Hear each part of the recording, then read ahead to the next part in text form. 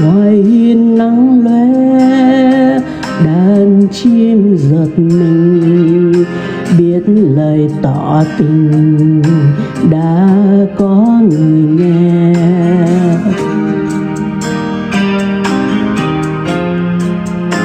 Nắng xuyên qua lá hạt sương lìa cành đời mong manh quá kể chi chuyện mình nắng vồn cuộc tình